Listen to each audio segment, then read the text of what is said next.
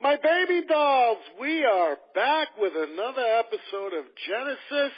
As always, I'm your host, Ian Kahanowitz, and again, as always, we are going to have a great show today.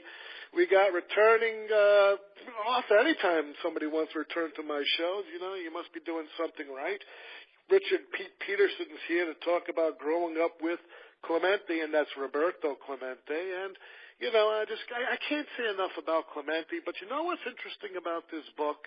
You get a whole feel about the city of Pittsburgh in post-war and, Pete growing up on the South Side, being very poor, the racism that occurred, and how the whole city would embrace folks like Pops, Willie Stargell, and Roberto Clemente, and would have a pretty much integrated team by the 1960s. But there's a whole bunch of stories to tell before that point. Also on the show is our baseball guru, Alan Blumkin. And I love Alan because he gets up as early as I do early in the morning. And, I'm up at 4, and I always see him liking my posts at an early time. His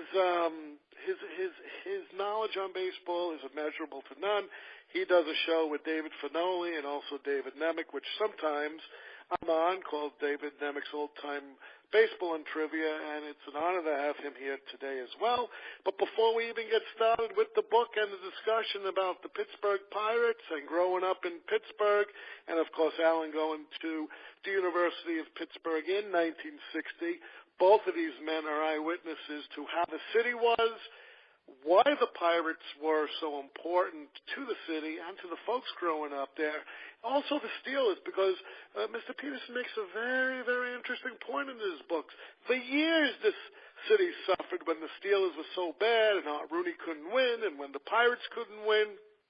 And by the 1970s, you bring home 6 championships, 4 by the Steelers, 2 by the Pirates. And, of course, we can't forget about 1960, which we won't, but that's a different story. Pittsburgh was in almost every National League pennant championship throughout the 70s.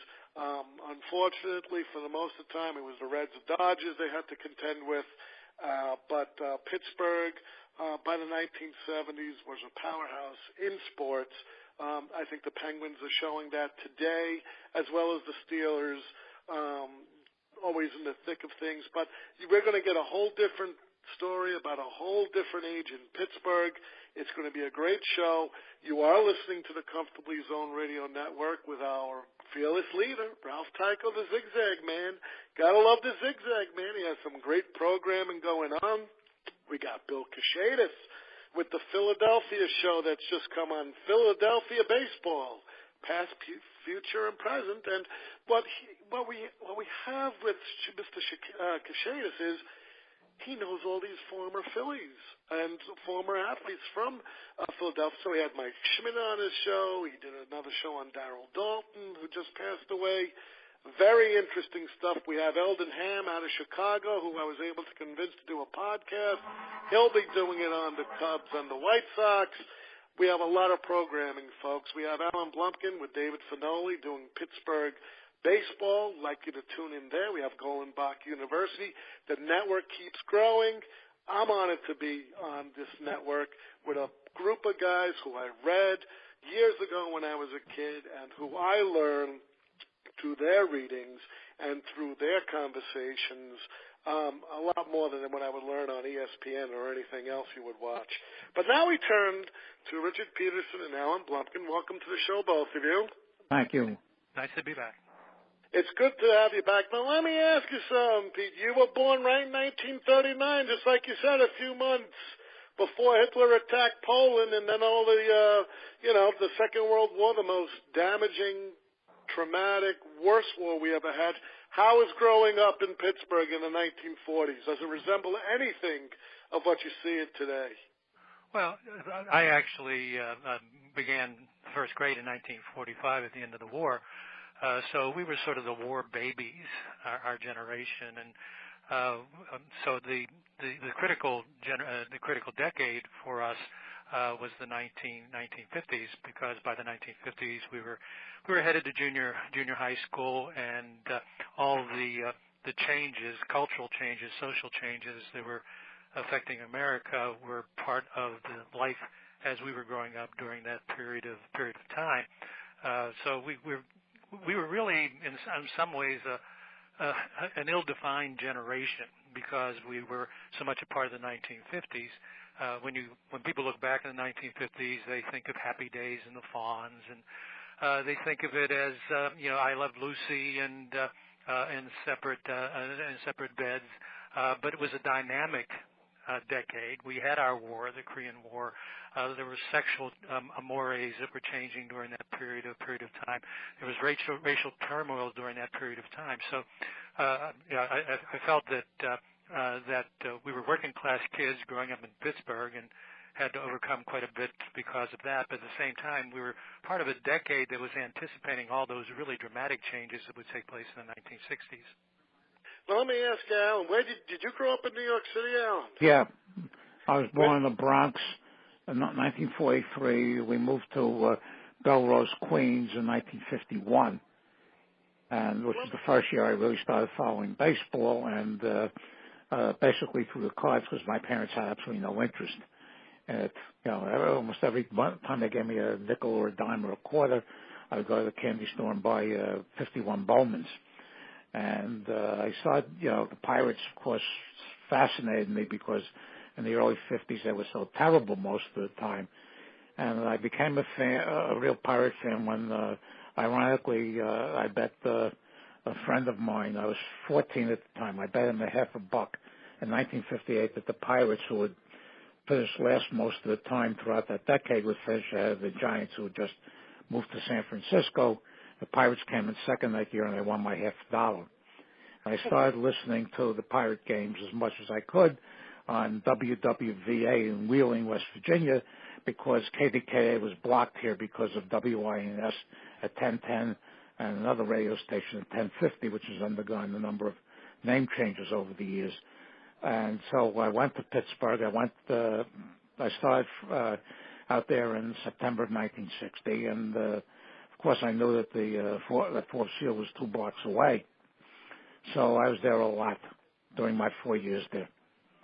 Now let me ask you, before I get to the 1960s, and we'll just both get your take on what the city was like. You grew up in the South Side, Pete, and yes. a very poor area, a Catholic Irish working class neighborhood. Your father, he liked baseball, and you know what I liked about your book? He made you wear your good Sunday clothes to baseball, just like you see in the old films. Everyone dressed to the nines to show, hey, we're not poor. We're like the rest of you. We love baseball. Explain a bit about that. Well, it was a social outing for a great many fans. It was a social event beyond just watching a baseball game. And when you see those old clips, you see men with their fedoras, and you see them in white shirts and ties, and you see ladies dressed in their Sunday best with their odd-looking hats that came out of that period. We grew up in the working class, and my dad was basically a grease monkey. He worked in gas stations, and he wore the uniforms that you see on the Milton Berle show, the Texaco singers, with the plastic bow tie. That's the way he dressed during the week. So when he took me to a ball game, he just he made sure that he was well dressed. My mother made sure I was well dressed, and we went to the ball game, and you became part of something. It was one of the rare occasions where a city divided by so many things, where people came together. It was not an easy transition, by the way. 1947, Jackie Robinson integrated baseball. In 1948, when I saw my first games, my father was very reluctant to take me out to Forest Field when the Brooklyn Dodgers came to town. Because of the African Americans who were coming to the ballpark from Homewood and from the Hill District, he thought that was ruining baseball. I mean, that was just the working class attitude at that time. As a matter of fact, when he finally did agree to take me to see the Dodgers and the Pirates, because the Pirates were in a pennant race in 1948, as hard as that is to believe, there were so many people who came out to the ballpark that they actually roped off the outfield at Forest Field. So one of the experiences that I went through in 1948 was actually walking on the outfield grass behind a rope, not that far away from the likes of Dixie Walker, Wally Westlake, and Ralph Kiner. Now, let me ask you something, Al. In Queens, when you were growing up in the 1950s, because I've seen it in Brooklyn, back in the 1970s, a divide, especially in an integrated city. You know, I was labeled a Jew, a kike, or whatever. Blacks were the N-word and anything else. Did you experience that in Queens? No, basically the neighborhood I grew up in was all white. I mean, we had basically Jews, Italians, and some Irish, and everybody my age was either originally from the Bronx or Brooklyn. So you grew up either a Yankee fan, which I was at that point, or a Dodger fan. And there were very, very few Giant fans, and we used to accuse the Giant fans of being chicken because they refused to pick a side. But there was almost absolutely no contact with any blacks at all until I got to high school. And there was a handful in the high school. It was basically de facto segregated at that point. I mean, there were no laws in saying they couldn't go to this school or that school. It's just the way the neighborhoods were at that point. Right. If you look at Pittsburgh, the geography almost seems to be made for segregation because of the rivers and because of the bridges. The South Side, which was an ethnic neighborhood. I lived in a Lithuanian enclave. Next to us, they had a Polish enclave. Next to the Polish enclave was a Serbian enclave, but it was a white area. And on the other side was the North Side, and that also was working class white. But there was at the base of Pittsburgh a black ghetto, and you had all these bridges for commerce, but they certainly weren't bridges for integration in Pittsburgh. The Golden Triangle in itself is a symbol of the racial divides in Pittsburgh during that period, and in some ways it still exists in Homewood and the Hill District. Now, you know what's interesting, Pete? You paint a very grim picture of Pittsburgh, and I love your writing because it illustrates, you know, the Three Rivers. There was drownings, you remember. You remember seeing a drowned boy's body being dragged out, his face and what they look like. But you also mentioned the rivers from the soot and from the the bad air that was around there, and the decay of the neighborhoods. You lived in a building where you had to use a toilet upstairs, one way to pee and one way to go the other way, and it's such a grim portrait of it. And it's something similar that Bruce Springsteen wrote in his biography last year about growing up in Jersey. It's the same thing, a worker's man's living where nothing is going to get better, and there's only really one or two escapes. One is drinking, and two is sport. Now, did you see both of that at the South Side? Exactly. In Joyce's Ulysses, Leopold Bloom says, is it possible to get from one end of Dublin to the other without crossing by a pub? And I could say the same thing about the South Side in Pittsburgh. There were beer joints, we called them in those days, beer joints just all over the place in Pittsburgh because you had individuals who worked in the steel mills, and their life after working the steel mills was just drinking in the beer joints. The Sunday blue laws in Pittsburgh, the beer joints were closed, but they set up these so-called social clubs. Where you could go and drink. And my dad, he would take me into the beer joints. He would take me to the social club. But he also took me out to the ball game. I should add that even though you couldn't drink in Forest Field in those days, there were beer joints outside the ballpark. So my dad would take me out to Forest Field. But we would always stop so that he could have a beer or two before he went into the ballpark. So I'd sit there with my Coke and look at photos of Hannes Wagner and Pie Traynor and the Wayner brothers and wait for my dad to finish his beers, and off we'd go to the ballpark. Now, let me ask you this. When you grew up, Ralph Kiner, and you even put him in he was your hero, man. That was it. He was the Mickey Mantle or the Joe DiMaggio of Pittsburgh, winning the home run record. And you mentioned your complete disappointment. It must have been traumatic that he was traded in '52. And he was traded just before the beginning of a game between the Cubs and the Pirates. 53, yeah. And they actually switched uniforms before the game. It was the oddest sort of thing. Kiner was remarkable. You can talk about Mantle and you can talk about DiMaggio and Billy Mays. They played for great teams. Now Ralph Kiner played for the worst teams in baseball, and he still led the league in home runs. He was just a remarkable slugger. And the story at that time was that nobody left, even though the Pirates were losing a game, and they often lost games, nobody left the ballpark until Ralph Kiner's last at bat, because that's what you wanted to see. You wanted to see if Kiner could hit another home run. So he was it. He was pretty much what the Pirates had during that time.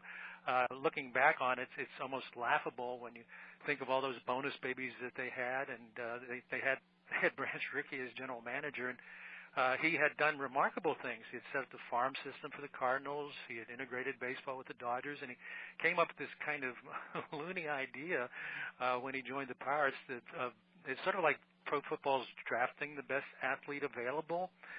He went after athletes in different sports, so that Vic Janowitz, who won Heisman Trophy, ended up catching for the Pirates.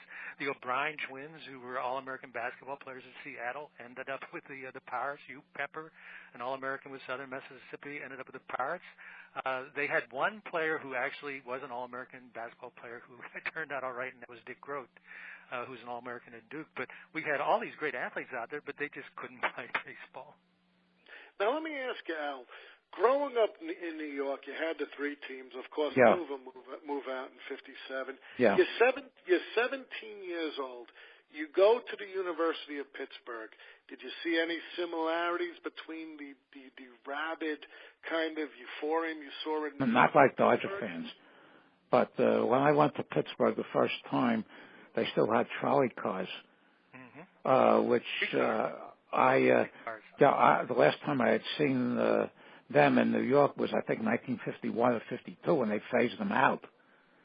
And so that really shocked me. I compared Pittsburgh to the Bronx. Its biggest asset, as far as I was concerned, it didn't take you that long to get from any point in the city to any other point. And let me ask Well, in New York, it took forever to get any place, because when I was in the fall of 1955, when I was 12, I also had a close friend of mine at the time who also, his parents couldn't care about baseball, so we would take, for day games, we would take a bus and two subways from out of Queens up to Yankee Stadium to see a couple of games. I mean, in those days you could do that at that age. Now, of course, you wouldn't let any kid get on a train by himself. But it was that. The Dodger fans were very, very rabid. Yankee fans expected success, and Giant fans were somewhere in between. The Giants, after 1954, descended very rapidly, and outside of Willie Mays and Johnny Antonelli, they didn't really have any players worth watching those last few years. But the Pittsburgh was extremely enthusiastic with the pennant, and when I told you that story, I think last time, a friend of mine and I snuck into Forbes Field for the ninth inning of the Game 7 in 1960, and that between the time Mazeroski hit the ball and the time it went over the wall, you could have heard a pin drop. And once it went over the wall, the whole town went absolutely ballistic that night. And you know, Pete, you weren't as spoiled as Al. For God's sakes, from 1947 right through 57, you had all three New York teams, either in one or the other World Series. Yeah, and no non-New York team won a World Series game between 1949 and 1956 because the Phillies were swept in 4 in 1950, and the Indians were swept in 4 in 1954. Well, unlike a New York fan, I read the standings upside down. There was a battle every year going on at the top, and I could care less about the Giants and Dodgers, and glanced at the Yankees and Cleveland. But the real race, the real battle for me was between the Chicago Cubs and the Pittsburgh Pirates. One or the other was going to finish in last place in years. And so that's the race that I follow. And how ironic that the biggest trade during that period of time was between the Cubs and the Pirates, and the Kiner trade, which, by the way, included Joe Garagiola. That's right. He came from the Cardinals and went with Cubs. Oh, but the worst trade that I think Branch Rickey ever made was the trade after 1952 when he sent Gus Bell to the Reds for Joe Rossi, Cal Abrams, and a player named Gale Henley, who was once in the Giants system, who DeRocha thought was going to be a terrific Major League ball player, which didn't quite pan out. That was a terrible trade. I remember Cal Abrams because he batted with a closed stance, and after Kiner was gone, he was a leading home run hitter. Yeah, when I was doing research, and this is by microfilm this morning, is because I was doing a project on players who missed time during the Korean War because they were in the military during the Korean War. I ran across a story where they were training out in California at that point, and Branch Rickey forbade family. Right. And Gus Bell brought his wife and infant out there. As in defiance of Rickey, the infant, of course, turned out to be Buddy Bell. And so he was in Ricky's doghouse from that time. Mm-hmm. And, Rickey just basically gave him away after that season. Let me ask you folks something, because you bring up an interesting point here. You know that Rickey was instrumental in St. Louis, creating the farm systems and all this, which, Commissioner Landis just loathed. But he was instrumental in building St. Louis. Then he was instrumental in handling the Dodgers. Why don't you think he succeeded in the early years in Pittsburgh? We'll start with you first, Pete. Well, I think because he had just a different notion of how to achieve success. I mentioned earlier in the discussion that he signed a great many All-Americans who were great basketball players or football players. And the problem in the 1950s is that if you went ahead and signed these players for more than $10,000, they were called bonus babies. And once you signed a bonus baby, you had to keep that player on your roster for the next 2 years or you would lose him. That's how the Pirates ended up with Clemente, by the way, in the 1950s. I saw all these players who just weren't ready for the major leagues. And also there were players like Nick Kobach, for example, who was a bonus baby who batted, I think, 7 times in 2 years. So they just languished on the bench where if they had been in the minors and they could have developed as ball players.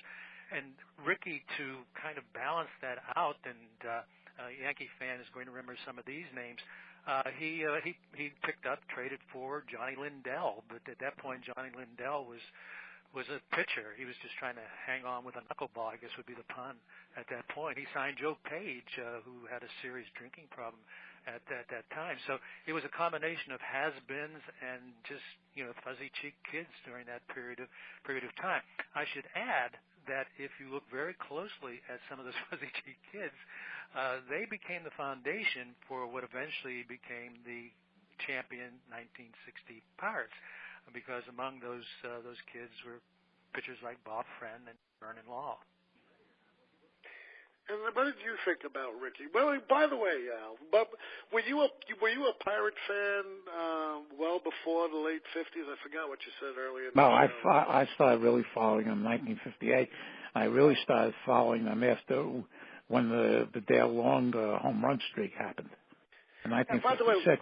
And for a couple of months, it looked like they were coming out of their doldrums. Mm-hmm. But the 1950, I've always been fascinated by beyond terrible teams. And, of course, the 1952 team won 42 games. Right. And so I started following them somewhat, after that.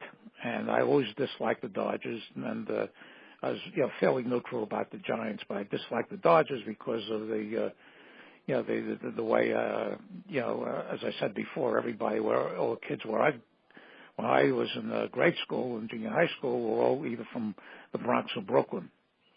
I mean, I used to argue that Joe Collins was better than Gil Hodges. Even though I knew it was crazy, but he was a Yankee and Hodges was a Dodger, and that was the whole thing. And but I started, I always pay attention to the Pirates, and I was disappointed in '57 when they After they made the big splash for a couple of months in 1956, they reverted to form in 1957, and I think they finished in a last place tie that season. Now, let me ask you, was your love of the Pirates the reason why you went to the University? Oh, yeah. Plus, I couldn't let my parents know about that. So when my father wanted to take me out there to see where the university was, I made sure that we went on a weekend when they were away. And now let me ask you something, Pete. Your book shows the rabid dedication of Pittsburgh fans, even with that awful 42 winning or 47 win. 42 and 112. Yeah, and so but by the 1980s, like we mentioned on the last show, they were ready to pack up and leave. That's just insane. Mm-hmm. Well, no, not from the perspective of the city at that point. We're getting into a whole different area now, but there were 2 points in Pirate history, one in the mid-'80s and the other in the mid-'90s, where there's a crisis of ownership. And it was very difficult to deal with the crises because the team was struggling during the 1980s. The situation was made even worse by the cocaine trials, but you had people who stepped into that time and saved the team. There was never any talk about the Pirates leaving Pittsburgh. When Barney Dreyfuss brought the team Barney Dreyfuss became the owner, he made a point of saying that he took pride in the working class character of the city, and his team would reflect that working class character. And so that was always there. I mean, there was that tradition with Hannes Wagner in 1909 and the 1925 Pirates with Pye Traynor, Wainer Brothers in 27. So there were great players during that period of time.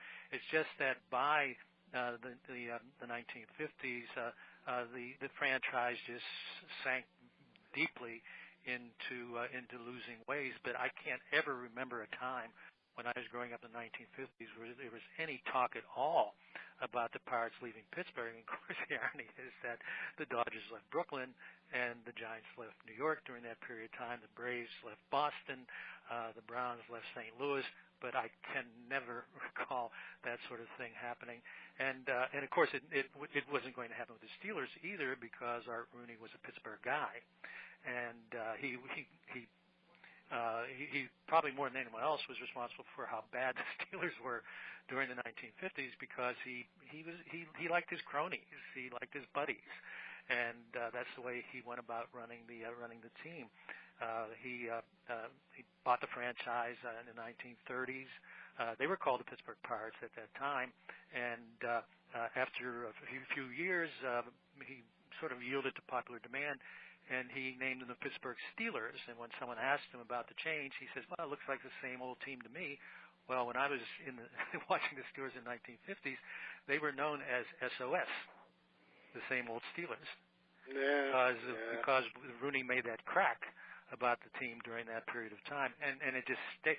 Not only were the Pirates bad in the 1950s, the Steelers were also bad in the 1950s. They didn't win anything until the 1970s. At least the Pirates had a tradition of winning. I mean, they had great ball players in the past, but the Steelers just were. Yeah, my good friend out there, Jim Haller, created a Facebook group on the Steelers called BCN. That means the sense of before Chuck Noll. Mm-hmm. But let me ask you this, Pete. Now we come into the mid-50s, and let me ask you this. By the way, when did the Pirates integrate?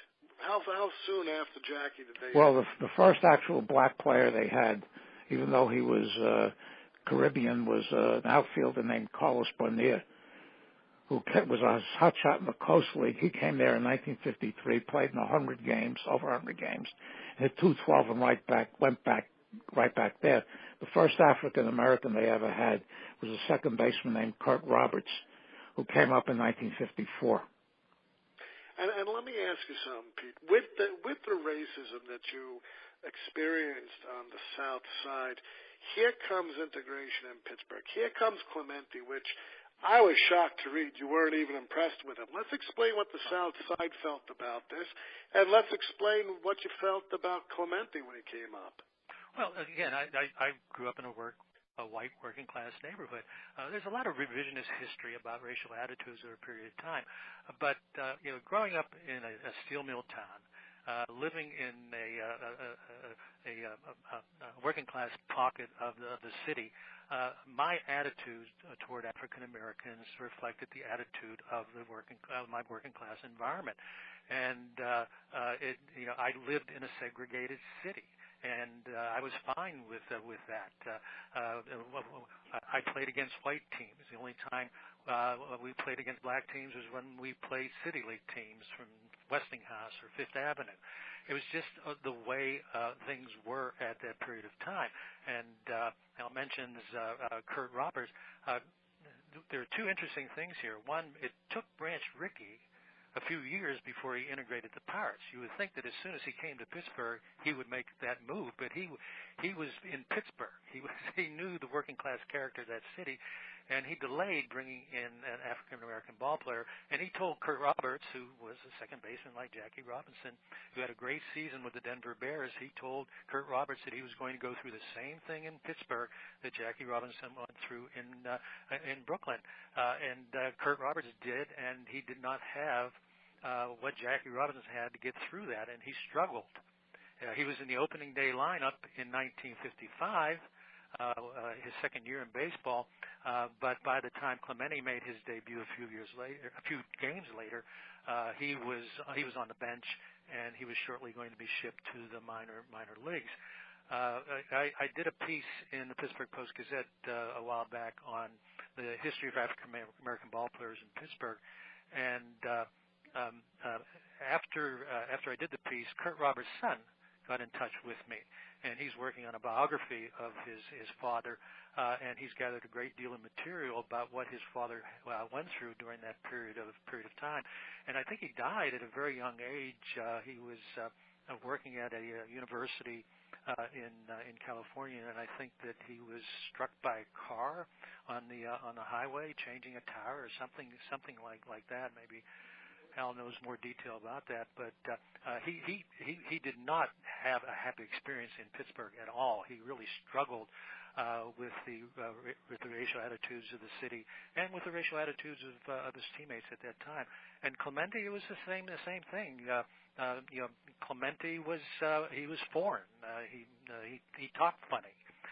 He just did not fit the character of the city. And I know, looking back on it all, and then Clemente's great career with the Pirates in the 1971 World Series and Clemente's tragic death, I know all that, and I've read so many accounts of people who say, well, he struggled during the 1950s. He went through a lot of difficult times. The sports writers mocked him. They mocked his way of speaking at that time. Well, that's revisionist history. Clemente knew that he was in a racially divided city. He struggled with that throughout his career. In 1960, when the Pirates won the World Series, he thought that maybe this finally settled things, finally resolved things. And then the vote came out for Most Valuable Player, and Dick Groat won the award, even though Clemente had better figures. He led the team in runs batted in, for example. And what really did it was that he looked at the voting, and he wasn't second. Don Hoke was second, and he was eighth in National League play. And he never wore his World Series ring because of that. So 1971, it wasn't just here's the end of the career, and here's this player that we've been rooting for, this great player, and he finally reaches the pinnacle of his career in 1971. That's not true. And if you listen to Clemente after that game and how he felt that he was vindicated finally, that finally people knew how great a player he was, and when he thanked someone, it was his parents. It wasn't the press. It wasn't the Pittsburgh fans. Let me ask you this question, because it's in 1960. He was still young, but do you know something? You mentioned in your book, he refused to wear that 1960 championship ring. Right.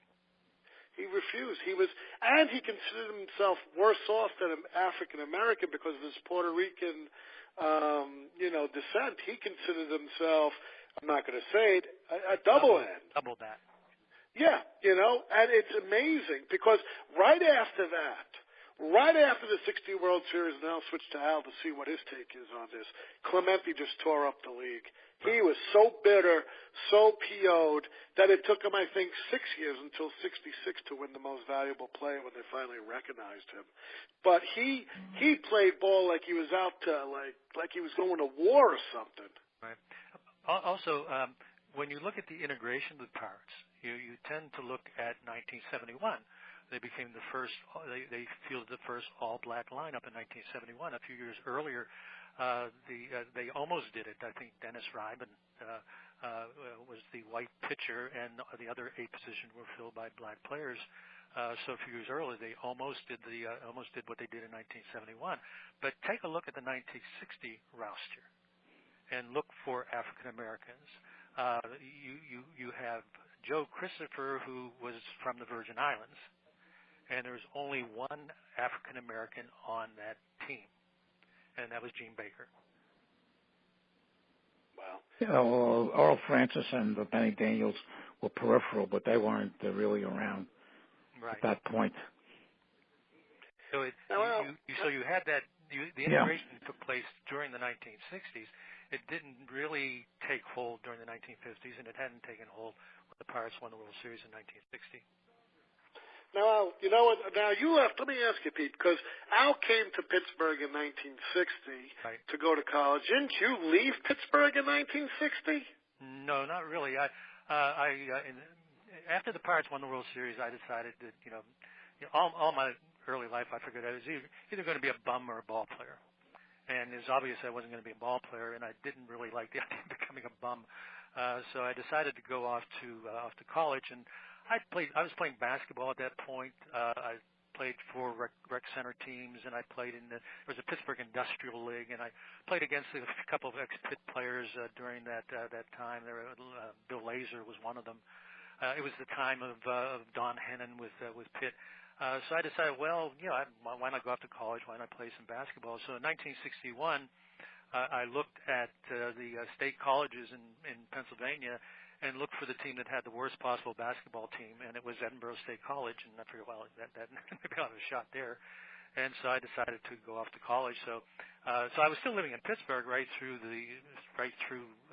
61 through 65. I was away at college at Edinboro, which is about 100 miles away from Pittsburgh. But I spent my summers in Pittsburgh, and I didn't really move away from the city until 65 when I went to Harrisburg for a year, and then I went to Kent State for a few years. So I was always in that area, and it wasn't until 1969 when I took a teaching position at Southern Illinois University that I put some distance between myself and Pittsburgh. But I'm 78 years old. I'm still in Southern Illinois, and to this day, I feel that I'm living in exile. Now, let me ask you this. When you went to Pittsburgh from New York, was it a culture change for you? Yes, very much so. I came to the conclusion. I was wasn't well-traveled at all, and I thought that basically the only people that spoke differently from where I was in Boston and in the South. And I get to Pittsburgh, and I ordered a soda. First couple of days, I did a soda, which is a Coke or a Pepsi or whatever. Here in Pittsburgh was an ice cream soda. So it took me, and fortunately for me, there were a number of people from this area because they were looking for out of state at that point, and a number of people came there from New York, and but the city by culture and custom was Midwestern. Yes, and that threw me for a while, but. I learned how to say please and thank you, all the niceties that don't come very easily here. And it was an education. I got more of an education just living there from day-to-day existence than I did in all classes I put for the 4 years put together. You're going to make me cry because you're talking about Pittsburghese. The Pittsburghers have a way of talking. Oh yeah, Yinzer, and I'm in a pirate chat group, a number of Pittsburgh groups on Facebook. And they throw these terms out, and I've become familiar with some of them. Oh, sure. Matter of fact, some of us have. There's a whole business of did Pittsburghers say Yuns or did they say Yins? And there's a whole debate. Well, I put that when I type it, it's Y-I-N-Z. Right. It's the older crowds. I'm one of them in that crowd. We say it's Yuns. The generation that never spoke Pittsburghese and pretends to speak Pittsburghese, they like to say Yins. So it's a city of Yinzers now, but we never said Yins. We said Yuns. And Hal probably thought he had entered a different country when he came to Pittsburgh. Yeah. It was different. But as I said, there were a number of us from New York coming in there in 1960. So eventually we found each other. But it was it was basically I've always tried to judge people on who they are rather than what their ethnicity or religion is or where they came from. Let me ask you this, Al. When you got to Pittsburgh and you were going through college, did you plan on staying in Pittsburgh after? No. No. You always knew you were because I had it was for that time the college wasn't cheap. For that time, now of course you couldn't buy a day's tuition for what I was paying back then. And I have a brother that was in school years was 4 years younger, so I knew it was his turn.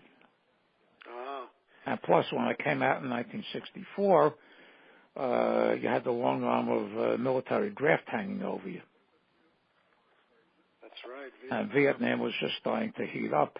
And so there were a lot of things that precluded me from staying there. But that was never really under consideration. And let me ask you something, Pete. Now, you went to the college, which was Edinburgh, which was north. And I love what you described because you mentioned, because I got to touch on this because, hey, being a lawyer, you can touch on all the issues. You mentioned that there was, this sexual revolution that was taking place in the 50s. Sure. You had Korea. But now you're in an English class and your English teacher likes you. Let's describe a little what's going on here in the post office. What? Something before you even start, why don't these things happen to me?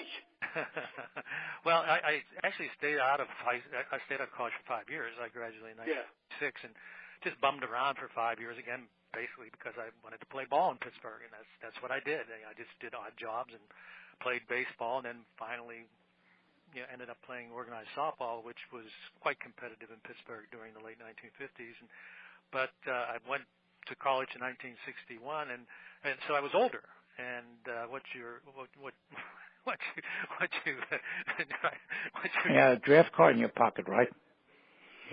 And anyway, I was terrified, and fortunately, my teacher and my freshman teacher for composition and for speech was a young woman who I can remember she took roll the first day and just stared at me and said, "Have I met you before? Do I know you from somewhere?" And of course, I was terrified at that point. I said, "No, ma'am."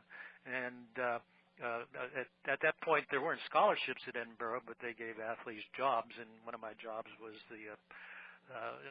taking the mail around to different dorms. And one time, I was walking back to the post office, and a car pulled up, and it was my English professor. And she asked if I needed a ride, and I really didn't. It was a small town. The post office was 2 blocks away, but I got in. And she asked me if I was a pickup, and again, I was out of my league. If it had happened on the south side, I didn't know what to do. But I said, "No, ma'am," and she let me off at the post office. So things were changing in the early 1960s. But if you look at the 1950s, a lot of people think that as a rather bland, innocent time, but it was anything but. It was a period when the Kinsey report came out, and there were a great many things that were changing. I always thought that the 1950s got a bad rap. That many of the changes that you see in the 1960s had actually begun in the 1950s, including the attitudes towards sexuality during that period of time.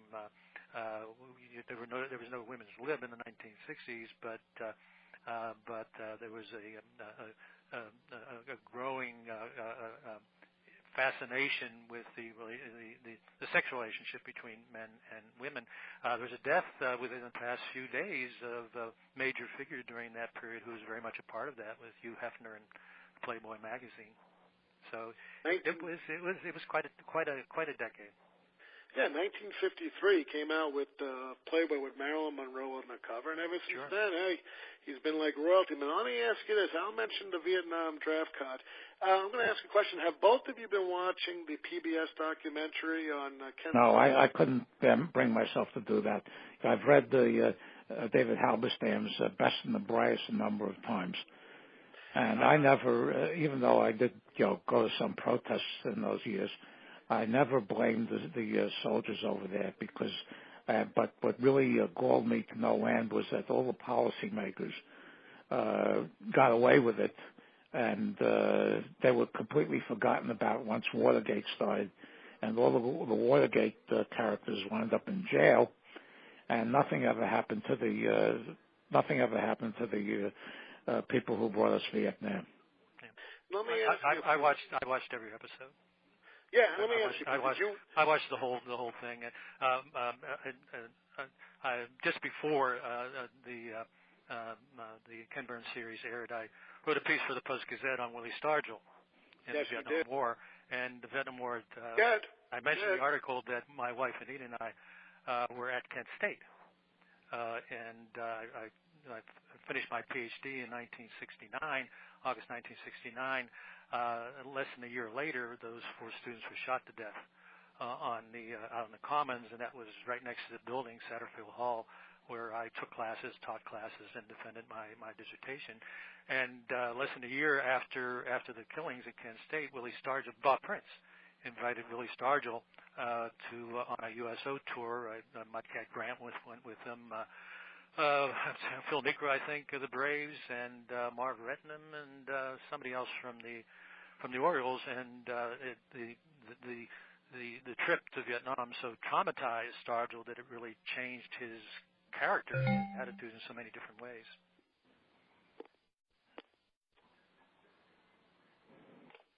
Hello. Who else was there?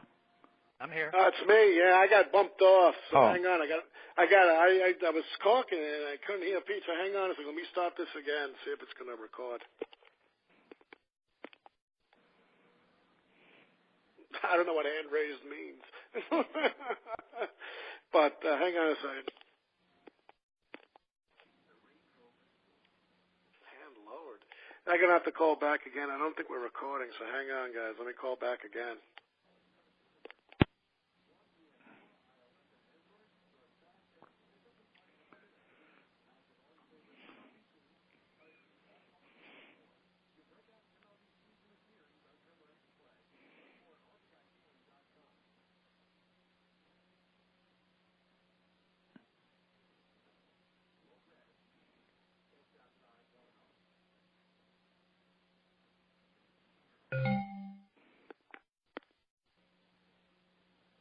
You know what? I think all of us have to recall. It's 10 to 2 already. What was that? It's 10 to 2 already. Oh, yeah. This is weird because it just blew me right out. Yeah. But if you we got about 10 more minutes. If you don't mind calling back, I'll open up the conference. No, I can't do that. I got something I got to take care of in 10 minutes. All right. So, how about you, Pete? I can call back. All right. Now, how do you want to handle this? So what we'll do is we'll call back. I'll open the conference and we'll just continue on. Al, thank you for being on the show. You're welcome. I'm sorry this happened. Okay, I enjoyed it. All right, very no much. problem. Okay, all right. Take care, guys. All right, take care. Bye-bye. So, Pete, I'm going to call back and we'll finish the show, and that'll be it. So hang on a second. I'm going to go I off the air. I should just hang on? No, you go off and you call back again, including the code. So I should hang up and call back again. You got it. Okay, will do. Bye-bye. Bye.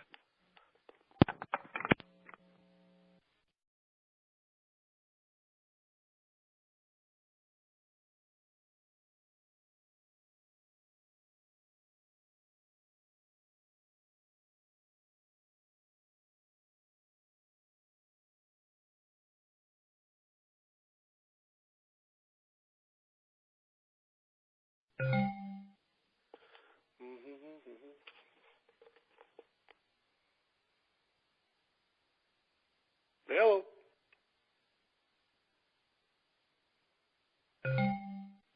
All right, Pete, let's see if it's going to work. Hang on. Okay. Nah, it's not going to work. Oh, well. What I'm going to have to do is we're going to have to, publish it as it is. We'll stop at Vietnam, and we'll have to continue this again. Oh, it's no problem. It was a fun conversation. We covered quite a bit, so it was fun. Yeah, we did. Sometimes these things are so strange. I'm not technically advanced in all this, but what I'm going to do is I'm going to send you my address. We'll get you back on. I'll send you another thing for the Pirate Reader and Pops, and we'll continue Vietnam with Pops. Okay, sounds good. All right, then, Pete, when this gets published next week, I'll send you the acetate to it. Sounds great. Take care. All right, take care now. Bye-bye.